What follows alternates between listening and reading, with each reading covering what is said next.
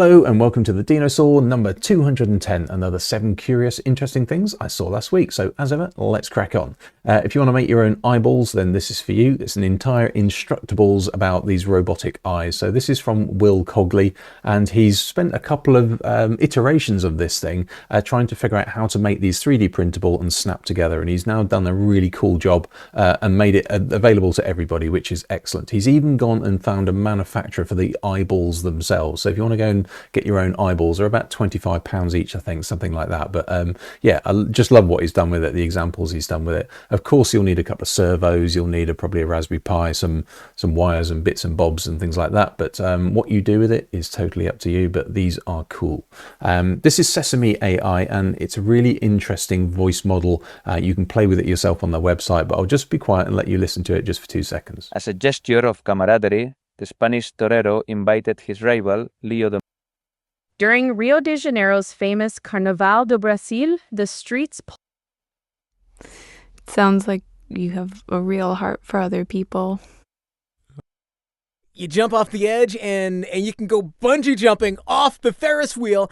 And then, so I'm sure you'll agree, it sounds really, really good. And as they've said themselves, it's crossing the uncanny valley of voice. So you probably wouldn't know that this isn't real. But they've included emotional intelligence, conversational dynamics, contextual awareness, and consistency of personality. But there's a demo on their website, which is the important thing. So go to the website, have a play. You can connect your microphone and just have a chat with it. It's really, really quick to respond, and it's got really good emotional variance in it as well. So if you've never played with a voice AI, then this is your chance to do it. I do suggest you go and have a play. It's really interesting. This is SVRaster, and this is sparse voxel rasterizer. This is lots of words thrown at you, but I've talked quite a lot recently about gaussian splatting, which is a new optimized and fast rendering technique for 3D. And this is the latest version that will maybe depose gaussian splats. So this is using voxels. Now, voxels are like Minecraft blocks. So this scene is actually made out of optimized Minecraft blocks, should we call them. The ones that you need to be high resolution are high resolution. The ones that are not are just really clunky. So as you see here, this actually model is made up of varying sizes of blocks. And when you put them all together, you get this kind of sense that it's a really high resolution image, but it probably isn't in certain places. So really interesting, really, really efficient. It can render it at something like 110 frames a second. It's all sort of cool. So this is Jonathan Stevens doing a really good demo here. So I'll put a link to his video down below. It's a really good walkthrough of what SVRasters are, in this case sparse voxel rasterizer. Very interesting, so watch out for that one.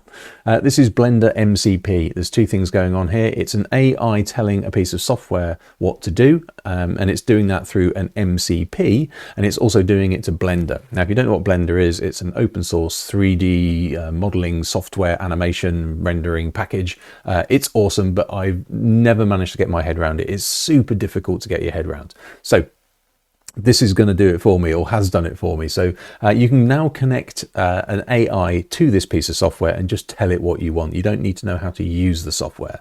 Now, the reason that's so interesting to do is what are called MCPs. These are Model Context Protocol. And it is, maybe you have an AI over here, you have a piece of software over here, and you don't need to train the AI how to use the piece of software because somebody's already done an MCP in the middle. So they've figured out what the AI needs to know to actually make this piece of software work. So it can work with any piece of software in theory, or any system in theory. It is the interface between your AI and the thing you want to control. So finally, I can use Blender by using an AI. And also, if you didn't know about MCPs, you'll be hearing a lot more about MCPs. They're a bit like a sort of agentic. It's the big thing you should know about right now in AI. There you go. This is the most bonkers synth you're probably ever going to hear. So I'll just be quiet and let you listen.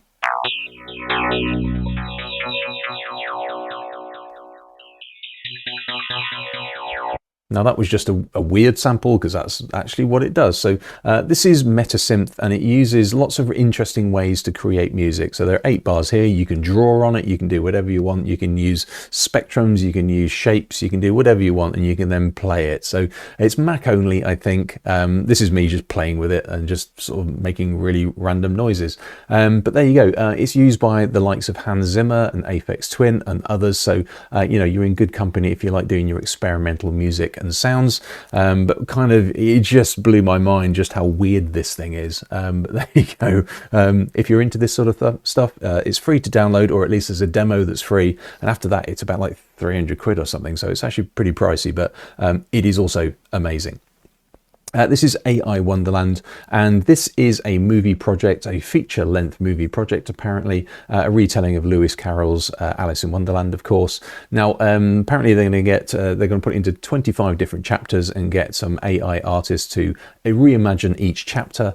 Now, I used to work on the Disney version of Alice in Wonderland, and there's some bits in here that look like they've definitely been trained on some Disney, let's just say, inspired material.